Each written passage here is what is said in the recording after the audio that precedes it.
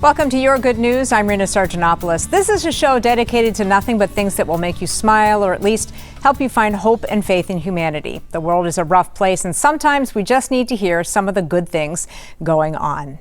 When it comes to city names, Minneapolis is not a Washington or a Springfield. You won't find our name popping up in a whole lot of other states. While there is a Minneapolis Township in North Carolina, there's only one other incorporated city of Minneapolis in all of the U.S. When we heard that, we just had to check it out. Sammy Salina has more on how the town got its name, what makes it stand out, and the famous figure who once called it home.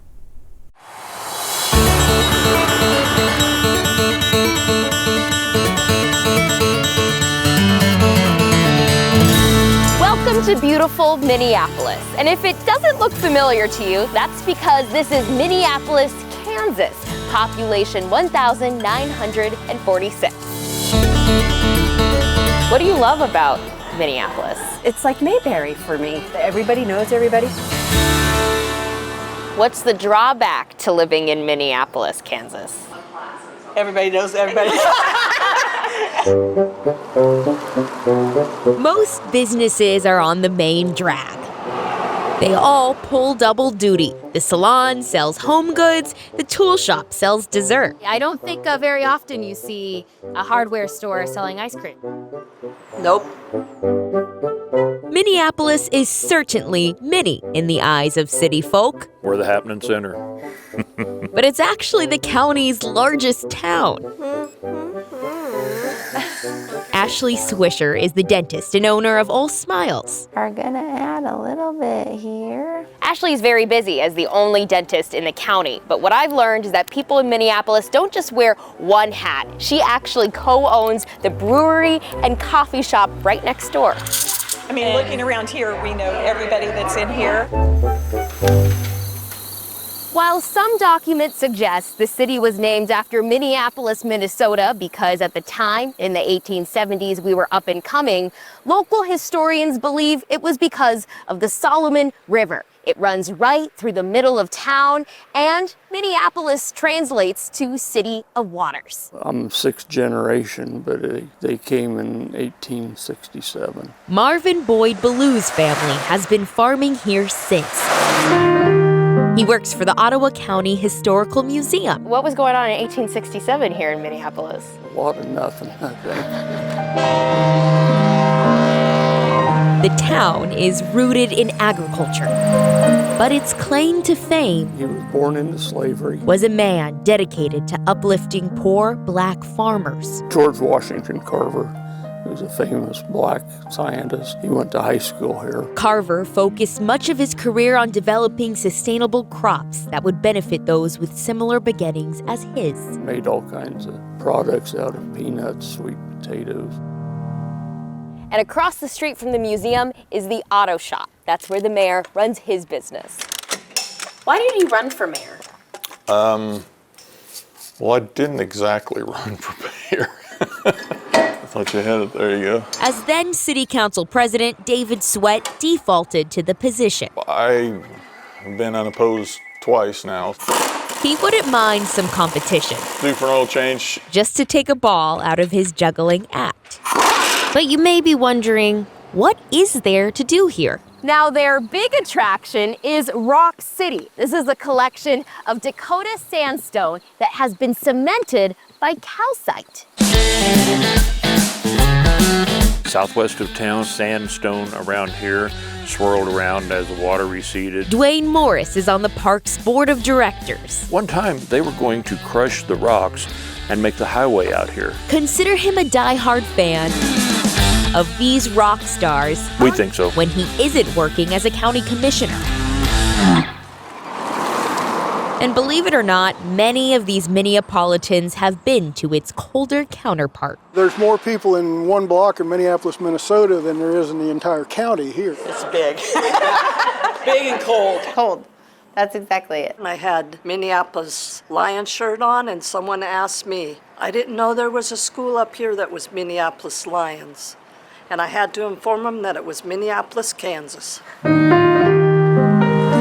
Something tells me they won't be moving to our side of the Midwest. It's huge. White knuckles for a small town. Despite the necessity Okay, open real big. of many jacks, of many trades. Small towns either grow or die. But still, the work feels light with so few hands. A good chance to give back to the community the way I feel it. Because there's a lot of love We are kind of like family. in this tiny town. We wouldn't know what to do if we didn't have one another to do things with. Sammy Solina, KARE 11 News. More on that Minneapolis we found in North Carolina. It is an unincorporated area of a couple hundred people, sometimes called Minneapolis Township. Well, from the Timberwolves to the U of M, a Plymouth woman's products became a staple for athletes from her former time as their massage therapist. Now she is celebrating 10 years in business, and our Heidi Wigdahl has her story in this week's Behind the Business. From her basement in Plymouth, so I'm making a Keep Calm bath soaks. Evangeline Stacy's work is beyond measure. I wanted to be able for people to feel good. That's the backbone of her business, Kamini Goods. It started when Vanji was a massage therapist to athletes, from the Timberwolves to the University of Minnesota. I have the best intention for them. Like, if you are my client, I'm committed to your well-being. Not just in my table or after the end of our session together, but I wish you well for everything. Her products became a staple for athletes and their muscle recovery. Now it's gone from this to this. Kamini started with bath soaks. This is a beetroot.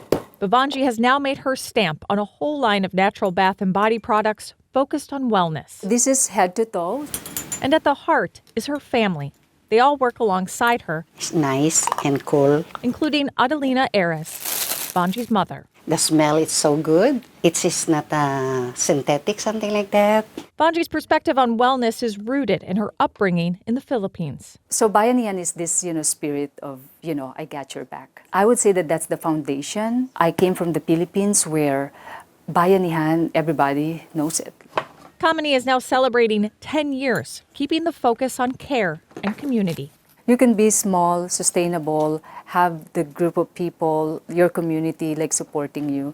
That's my idea of business. In Plymouth, Heidi Wigdahl, KARE 11 News. You can find Kamini in 5 states, including Twin Cities co-ops, and of course online.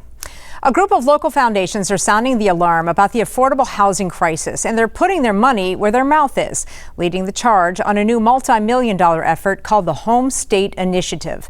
Kent Erdahl explains who's behind it and why it comes at a pivotal time.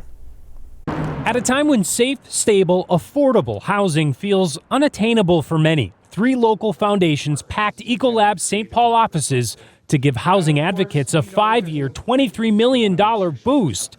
And counting. We can say to the nonprofit partners who are on the ground, you can be creative, you can be innovative, and you can be flexible with these dollars. Alfonso Wenker says the St. Paul and Minnesota Foundation, along with the F.R. Bigelow and Mardog Foundations, hope today's $3 million contribution from Ecolab is just the start of a trend toward private support for housing, at a time when surveys show 6 in 10 people in the East Metro report worrying about paying rent. These are working people who are contributing to the economy who may have some sort of event come up. So we want to make sure that those eviction prevention programs are really strong. Alfonso says at least a third of the money will support programs in rural Minnesota, and other dollars will go towards supporting local shelters at a time when they face serious questions about federal funding. I think the answer right now is that we're not entirely sure what we're going to do next. Elizabeth Leiden with Catholic Charities Twin Cities says Minnesota received about $48 million in federal funding last year to address homelessness and housing statewide,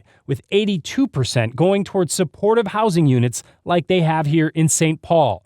But they're now among several agencies writing to Congress about changes to that program that potentially displaces more than 3,600 people. We are not going to be able to backfill those federal dollars with today's commitment, but I think that's the first step of many in getting our community rallied around this topic. We know what works for people, and so we're going to continue to provide services for those most in need in our community. We're going to see if we can grow this coalition and generate more support for this work in the context of a very challenging government environment. We can give people something to hook into. There's so much chaos, there's so much uncertainty, and we can be really crystal clear that housing stability makes Minnesota stronger, and when we work together, we can move some things forward. Right now, the plan is for the Our Home State money to be available through a grant program, which will open sometime later next year. And they're hoping the contribution from Ecolab is just the beginning of more donations to come, especially considering the uncertainty ahead. Speaking of coming up ahead, a Hall of Fame band who is so very Minnesota. But first, here's some of your good news that you shared with us this week. Jean in New Brighton says, hi, here's video of my 3-year-old Shih Tzu Mia. Fall is her favorite time, and she just loves the leaf blower and the leaves, hoping this will make others smile. How fun is that? Look at her go. Go, Mia! I love it. That's some contagious energy right there. So cute. All right, Brent Reimnitz from Red Wing says, I'm in a group of 4 guys who spend a week each September in the Boundary Waters. The past September, we completed our 38th annual trip. Wow. The 4 of us graduated together from Park High School in Cottage Grove in 1974. We do have trips planned for the next 2 years in order to make it an even 40 years. But since we'll all be in our 70s by then, we've discussed continuing our annual trips by renting a cabin for a week and doing various day trips in the area instead of having to portage those canoes. That makes sense. Yeah. It gets tougher as you get older, but yeah, I'm glad they're continuing that tradition. Yes, and Brent sent some pictures from the last 15 years, he said here, and we appreciate that. Cheryl says, fall's my favorite time of year, especially when we are enjoying some incredible weather lately. The squirrels were extra busy on my walk near the Minnesota River. This cute little guy posed for the camera while enjoying a morning snack, a reminder to get out and enjoy all the beauty around us. Cheryl, absolutely. Look at it's like one of those old photos when you go back in the day to like the glamour shots, and it'd be like a photo inside of a photo. It's like the squirrel on top of the squirrel with his arm on top. Very cute. Cheryl, thanks for sharing that with us. Bear, bear, bear in the air. Bear, bear, bear in the air. Toss your teddy bear up in the air. Catch it, catch it. Catch your bear. They are in the Minnesota Music Hall of Fame, and this year they are celebrating 40 years in our state. But do you know the story behind the Teddy Bear Band? Welcome back. It is a story that spans generations, with fans sometimes being called Ted Heads.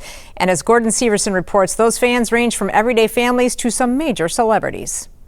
In a complicated world, we all crave nostalgia from time to time and memories of childhood. For many Minnesota kids who grew up in the 80s and 90s, wow, it was really a very exciting time. There are fond memories of the Teddy Bear Band. Look how much fun we had. A band that started in 1985. I was teaching in Bloomington Public Schools Early Childhood Family Education, ECFE. Ron Gustafson was experimenting with music as a teaching tool during circle time with his preschoolers. So I had this idea to take circle time to the stage. He then reached out to Richard Erickson. I had little kids and they were in Ron's program. Richard was a professional musician at the time, performing at local jazz clubs. And together, they started a band. And so we had one rehearsal, and then we did the show. A benefit concert for Ron's early childhood program. And the kids loved it. And after that, it just took off.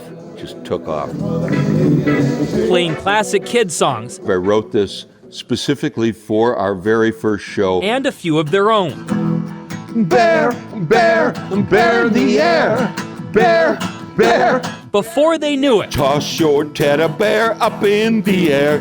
Catch it, catch it. Bear, bear in your hair. Kids were bringing their own teddy bears to the shows and singing along. On every show, we tap into something that's really powerful, and that is the enthusiasm and joy of young children having fun. We're gonna do the teddy bear swing. Over the years, the band has played concerts in nearly every city in Minnesota at some of the biggest venues in the state. Playing for the Mega Barney concert that had 50,000 people at it. The Minnesota State Fair, yes. The band eventually caught the attention of the legendary Mr. Rogers. I said, well, Fred, you've heard what we do and why we do it. Do you have any advice? And he said, I think you should keep doing what you're doing. And so here we are. But possibly their greatest memory was recording their first studio album in the Palace of Minnesota music royalty. This is a picture of us at Paisley Park. Invited by Prince himself. Prince really wants us to be in Paisley Park? Well, are we a good fit? And you can't get any bigger than that. But unlike most bands that make it big and eventually do slow down, the Teddy Bear Band is still going strong 40 years later. We have parents of young children who saw us when they were young children, and we affectionately refer to them as Ted Heads. And those Ted Heads are now bringing their own children to see their shows. How many shows are you guys playing now? It can range anywhere from 200 to 350 a year. Wow. Yeah. Almost one a day. Our record is doing 7 in one day. And so it can get busy. So you guys have had to have played thousands upon thousands of shows over your career. Over 10,000. As of last June, a year ago in June. They say the secret to their success is having fun. That is what makes us who we are. And getting the kids involved in the show. Thank you for helping along. And while the rest of us crave nostalgia and childhood, Thank you for clapping your hands. the Teddy Bear Band has been living it for more than 40 years. Doesn't get old for me. It's remarkable. And they have no plans to grow up anytime soon. Dance with your teddy bear. Our 50th anniversary is in 2035. We're looking forward to that. Take them most anywhere they go. We just keep the ball rolling. The people take the bears, or the bears take the people. Gordon Severson, KARE 11 News. Janie! No, Dad, don't get up. That's my girl. Okay. There's that person. You might recognize that man. Actor Beau Bridges stars in a new movie that takes place and was shot right here in Minnesota. Our Morgan Wolf spoke with a local woman that wrote, produced, and starred in the film. The shores of Lake Minnetonka have long defined the western suburbs. And now, they're the backdrop for a new movie.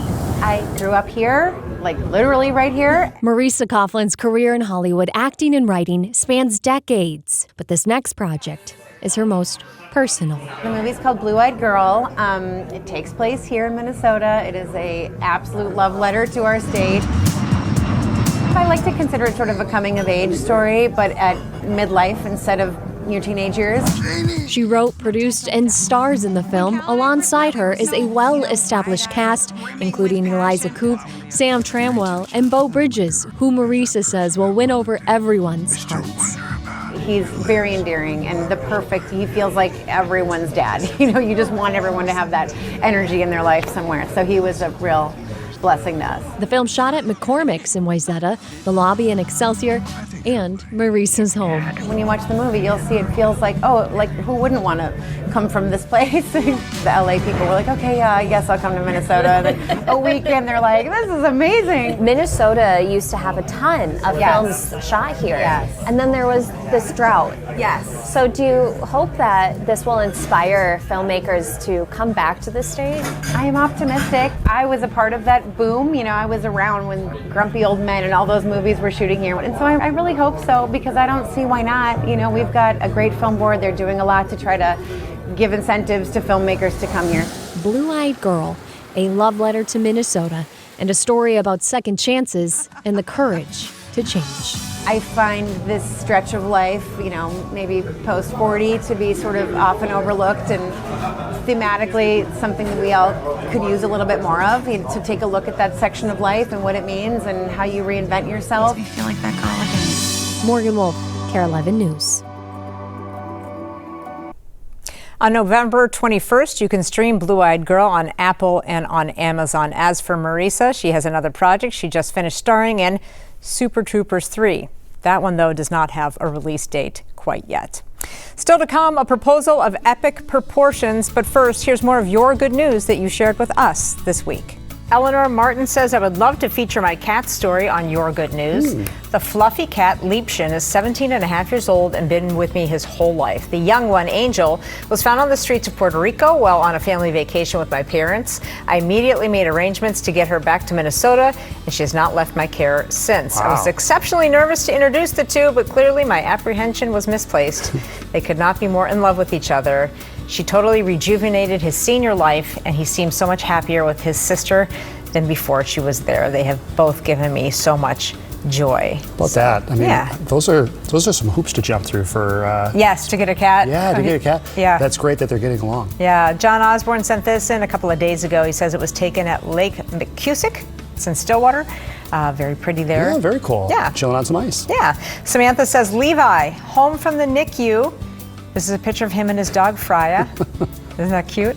They will be best buds, I believe that. Yeah, and no Levi, kidding. we're so happy you're home and doing well. I Happy love day. that photo.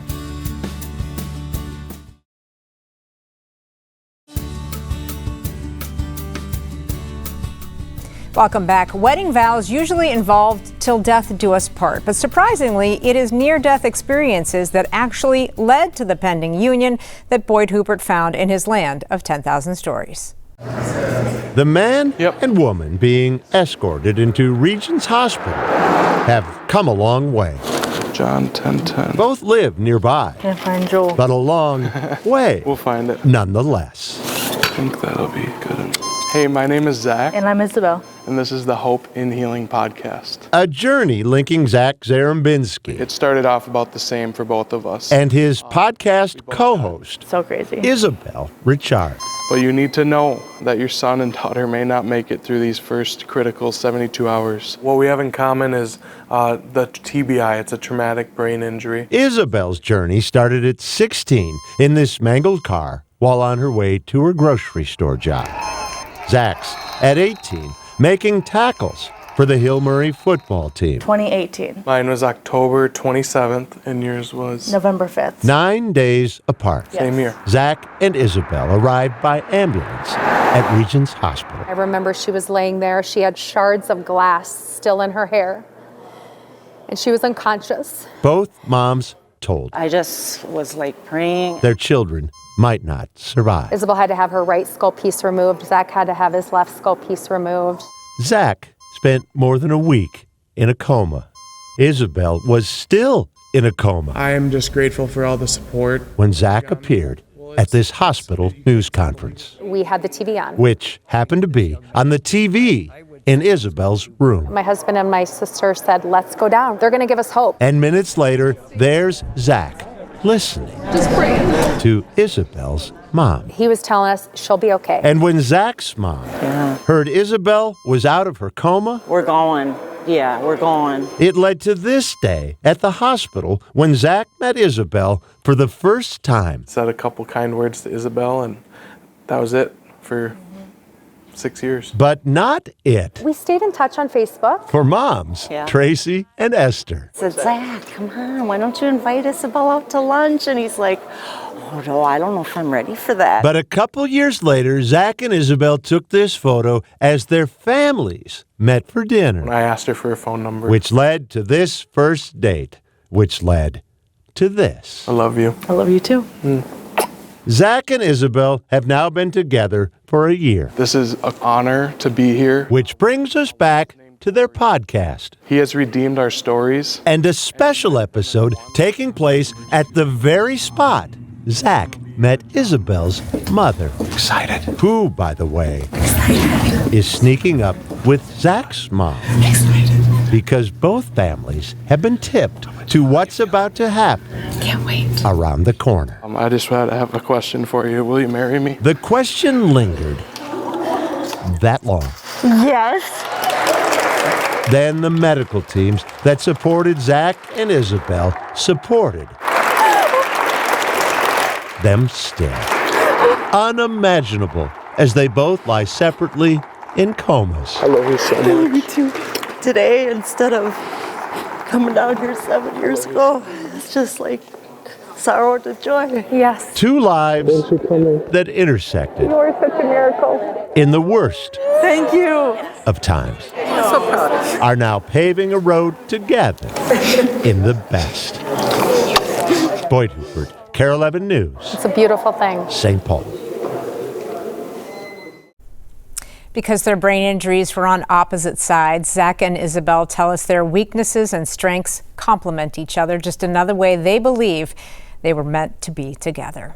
All right, let's take a final listen to some of your good news that you shared with us this week. First up, Janae has a Halloween straggler for us. She says we have a Halloween birthday boy, and he and his best friends dressed up as minions to trick or treat. Very cool. Brought joy to the entire neighborhood. I think that's our final Halloween one that I was trying to get on here. Yeah, we'll see about that. Yeah, right. Colleen Douglas says it's my 13th year of presenting about the military to all the third graders at Tatanka Elementary. The kids learn about basic training, what it's like to be a soldier, proper etiquette when meeting veterans, and how to salute. Colleen, by the way, is a U.S. Army Reserves veteran. Thank you for your service, both to our country and to our children. That's some good education there. Yeah, right? And Hazel McCrory says, recently found this dress from 1888 in my mother's house.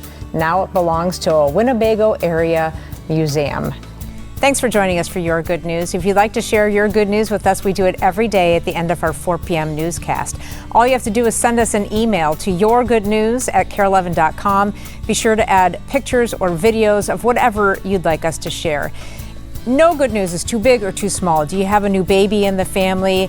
Maybe your granddaughter got married. Maybe you beat cancer. Or you simply were just hanging out, sharing good times with good friends. We want to hear about it. All right, until we see you again, have an excellent week, friends.